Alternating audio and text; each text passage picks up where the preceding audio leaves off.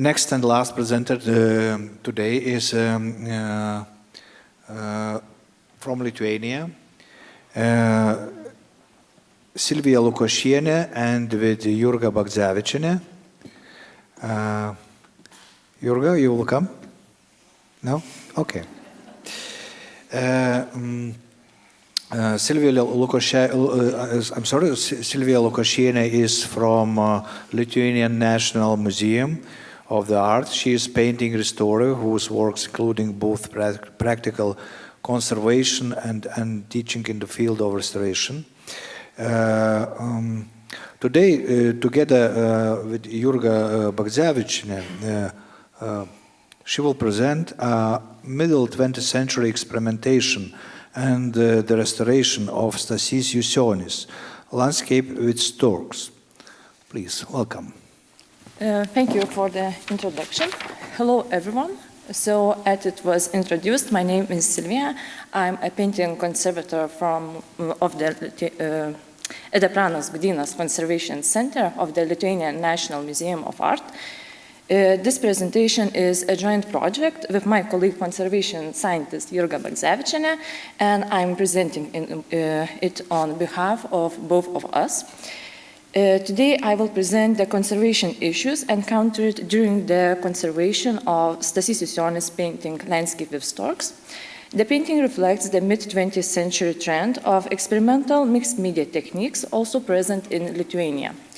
My focus will be on polyvinyl acetate tempera paints, which presents specific and complex conservation challenges. On this slide, you can see overall condition of the painting. You can see some small losses in the paint layer. At first glance, the condition may appear relatively stable, but the accompanying scheme reveals extensive cracking across the paint layer, marked in red, as you can see. Due to the heavily cracked paint layer, we applied this research approach. We began by exploring the artist's biographical and historical context, then carried out a detailed examination of the painting structure, materials, and condition. This was followed by technical analysis, which led to the conservation treatment. To begin with, I'd like to give you an overview of the artist's life and career. Stasys Jusionis is widely recognized as one of the key Lithuanian post-war landscape painters. Over his career, he created a range of works, including portraits, thematic compositions, and landscapes. His art was exhibited internationally, mainly in the Baltic states, but also in Germany and Italy. He was also a member of the Lithuanian Artists Union. It will be a very important note. In the center of the slide, you can see one of his early works painted in a very traditional old technique. On the right is a self-portrait from 1964, where he had already begun experimenting with mixed media. Analysis of this work has shown the presence of polyvinyl acetate and casein oil tempera paints, suggesting that it may be one of his first experiments with mixed techniques. Our museum holds 79 artworks by Stasys Jusionis, created between 1958 and 1987. Based on the object metrics, a diagram was created showing that the artist used mixed media more frequently than traditional oil painting. It is important to note that this data hasn't yet been verified by technical analysis. However, examining the works in the collection raised doubts about the accuracy of these object metrics. Therefore, a 5-year period from 1964 to 1969 was selected for further study, and a technological analysis was carried out. The first work is a self-portrait created in 1964, as I mentioned before. Material analysis revealed that both casein oil tempera and polyvinyl acetate tempera paints were used. The surface is quite stable, although some colors are sensitive to aqueous solutions. A similar case can be seen in another work, Elevator near Vilnius, originally catalogued as all on canvas. Analysis showed that it was created using the same mixed media technique. The paint layer is in a severely deteriorated state, as shown in the illustrations on the right. The paint layer is cracked and has very lifted edges. The final work, created in 1969, was originally catalogued as tempera on canvas. However, material analysis again revealed the use of polyvinyl acetate and casein all tempera paints. The condition of the painting is also very poor, as shown in the illustrations on the right.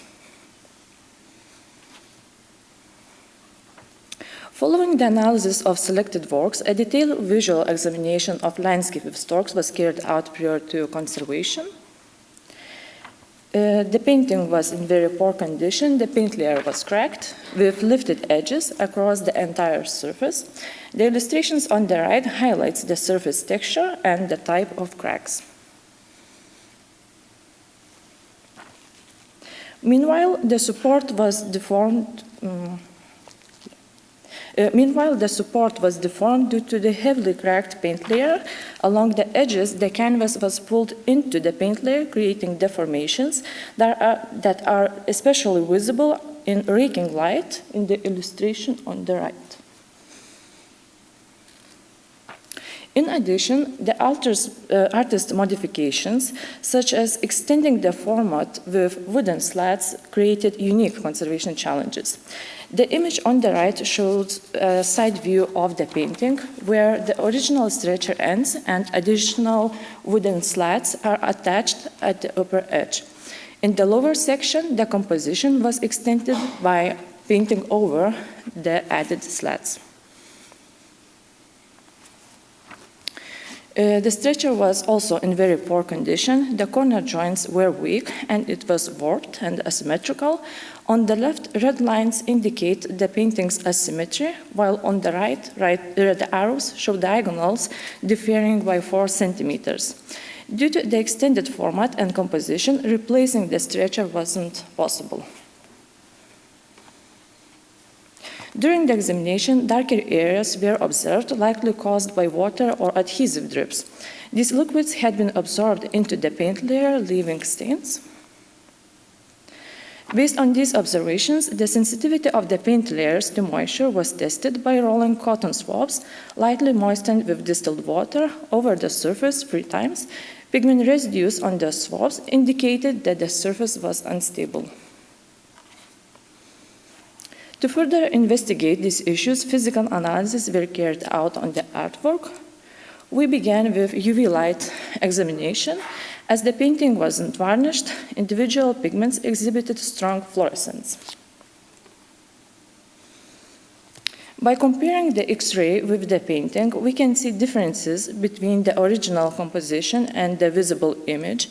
The trunks of the left and central trees were originally painted down to the bottom of the canvas, and a pond with a stork was later painted over them. In this fragment, the X-ray reveals a large area of paint loss. In the corresponding visible image taken in raking light, the contours of this loss are clearly visible, emphasizing the texture and the depth of the damage. This scheme illustrates the overall condition of the artwork based on visual and physical examinations. The purple color indicates overpaints, covering approximately 7% of the surface. Red indicates losses of the paint layer, while blue shows areas of discoloration caused by absorbed liquids. Red lines mark cracks in the paint layer. The study also included a chemical analysis of the materials used in the painting. The canvas has a plain weave and is made of linen fibers. It was sized with floor paste and primed with a white glue chalk ground, which appears relatively porous under microscopic examination. FTIR and microchemical analysis were carried out on the paint samples. The first paint sample revealed a yellow paint layer containing polyvinyl acetate, which softens in contact with water and allows the pigment to leach out. Beneath this layer, a blue paint layer was identified composed of casein oil tempera. In the second sample, a lighter blue paint layer was identified as polyvinyl acetate. The white paint layer was identified as casein oil tempera. Using infrared spectral analysis of all polyvinyl acetate paints, signs of binder degradation were identified. The illustration on the right, the black curve, shows the unaged polyvinyl acetate binder spectrum, while the red curve represents the spectrum of the paint layer sample. Changes in the intensity of absorption bands can be observed. Hydroxy groups marked as A increase, and ester absorption bands marked as B weaken. Lastly, the broad band marked as C reflects water absorption and hydrogen bonding caused by photooxidation and hydrolysis. Due to degradation of the polyvinyl acetate binder, the paint surface becomes hydrophilic and rapidly absorbs aqueous solutions. In this case, signs of degradation were also observed in the casein oil tempera paints. Zinc carboxylides were identified as indicated by the red arrow in the spectrum. These compounds may affect the paint's opacity and solubility. Following the technical analysis of the artwork's condition, it was essential to identify the materials used by the artist, as this helps to explain the painting's current condition. In mid-20th century Lithuania, as part of the Soviet Union, access to painting materials was very limited. The main supplier was the Leningrad paint factory, whose products were mainly available to members of the Lithuanian Artists Union. As I mentioned, Sionis participated, and while casein oil tempera had been widely produced in Western countries since the 1920s, its manufacture in the Soviet Union only began in 1940. Due to the war, it was briefly interrupted and resumed in 1945. These paints are composed of casein, oil, water, and additives. They dry into very hard layers, so softening agents, such as sulfonated castor oil, are added to increase flexibility. However, the paint still tends to become brittle as it ages. Another type of tempera is polyvinyl acetate, produced from 1961, despite its widespread use in Western countries since 1940s. Polyvinyl acetate tempera paints contain a relatively high proportion of additives, as shown in the left-hand table, titled Paint Composition. The manufacturing process, shown in the illustration at the bottom of the slide, involves several stages. Since polyvinyl acetate resin is not water-soluble, it is first dispersed in water and combined with additives to form a stable emulsion. A significant amount of plasticizers is then added to improve flexibility. Over time, these materials undergo changes. As shown in the table on the right, surfactants migrate to the paint surface during aging, resulting in increased brittleness and hydrophilicity of the paint film, a process very similar to that observed in modern acrylic paints. Both types of paint form hard layers that become brittle with age, and they are chemically incompatible. Casein oil tempera is alkaline, while polyvinyl acetate is acidic. When mixed, coagulation occurs, as shown in the illustrations. In addition, polyvinyl acetate dries faster than casein oil tempera, creating uneven stresses in the paint layer and leading to cracking. We will now move on to the conservation treatment phase, but before discussing the treatment, I will briefly summarize the main conservation challenges related to the materials changes discussed earlier. As shown in the diagram, these include cracking, lifted edges, increased brittleness, and sensitivity of the paint surface to aqueous solutions. Considering the properties of polyvinyl acetate tempera paints and the thickness of the paint layer, some traditional adhesives, such as protein glues, acrylic emulsions, and polymers, cellulose ethers, were not suitable. In contrast, polyvinyl butyral performed best, as its low viscosity prevents deep penetration, it evaporates quickly, and ensures good surface adhesion. The consolidation process began with softening the paint layer by gently applying ethanol with a small brush, while distilled water was sprayed from the backside. The layers were then allowed to become more flexible. Movital B30 dissolved in ethanol was carefully inserted under the paint layer with a fine brush. The treated area was then covered with Miller film and weighted with sandbags to ensure proper adhesion. Once the paint layer was stabilized, a foam board was added to the back of the painting to prevent the canvas from moving, and the attached crossbar reinforced the structure's corners. Here is the overall view after the paint layer was consolidated and losses were filled. All missing areas have been retouched. Once the restoration was complete, the painting was carefully framed to protect its edges. In this conservation project, our aim was to stabilize the paint layer without altering the color depth, surface mattness, or paint structure. In conclusion, due to these specific and complex conservation challenges, there is a need for further investigation.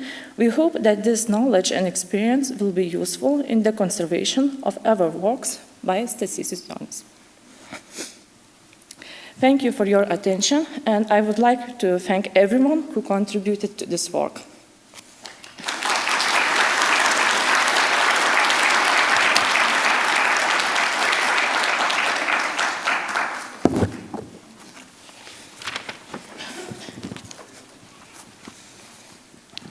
Maybe somebody has a questions?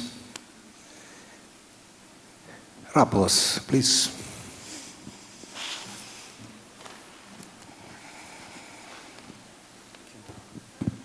Thank you, Silvia. Can we go to the slide where you mark all the damages in different colors? Yeah, one more. This one. Yeah, this one. The marking of the cracks, how did you do that? Yeah, by hand. By hand? Yeah, and each of them. This should be for every painting done like this as of now. Thank you.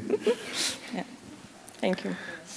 Thank you, Sylvia. And I have questions, but I have a comment. This presentation seems about the first pillar, more about this first pillar, about the science and knowledges. That is very, very important to making a right decision. So, and there is a lot of science. So. Yeah, it's a lot. It was a challenge for me to investigate this painting. It was very new for me, so, and very useful. Yeah. Somebody?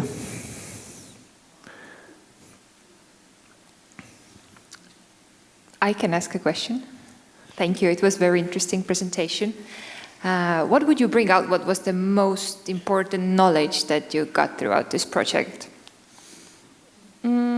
Actually, it was this technological, I think, investigation, understanding the material changes and how it affects the paint surface.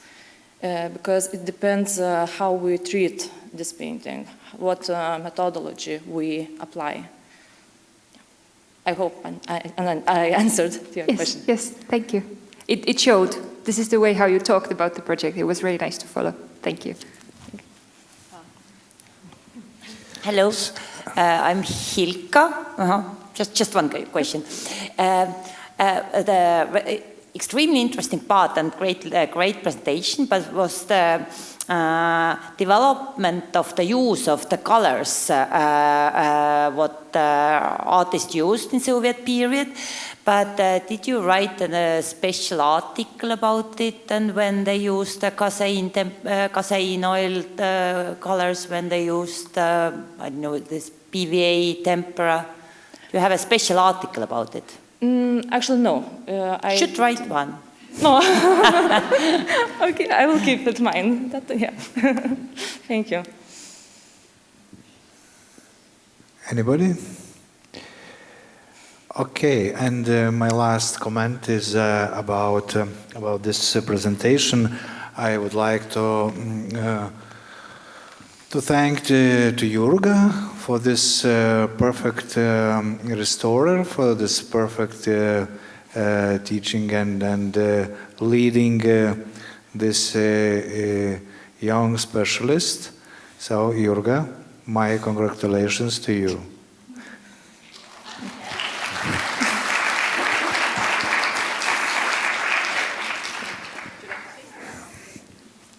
And thank you, Sylvia. Thank you, everyone.